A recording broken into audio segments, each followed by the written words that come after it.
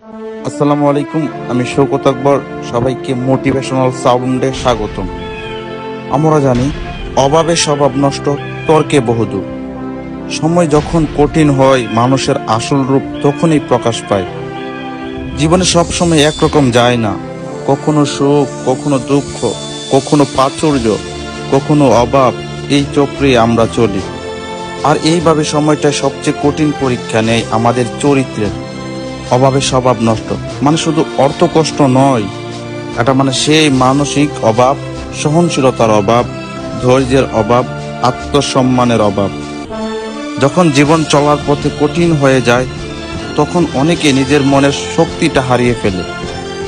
তখনই কেউ ভুল পথে পা বাড়ায়, কারো ব্যবহারে কষ্ট পায়, কারো কথায় বিষ ঢুকে পড়ে।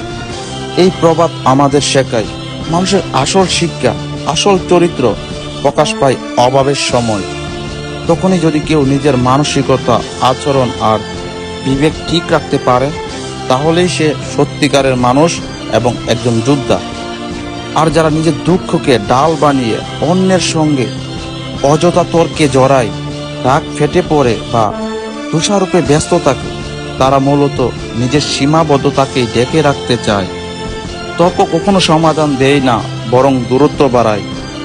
তর্কে বহুদূর যাওয়া মানে সম্পর্ক, শ্রদ্ধা আর শান্তির বিনাশ।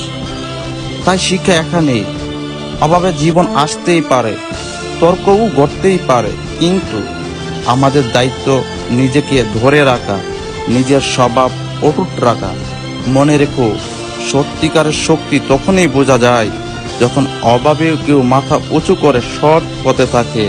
আর তখনই এই সমাজ তাকে চিনতে বাধ্য হয়, সম্মান জানাতেও বাধ্য হয়।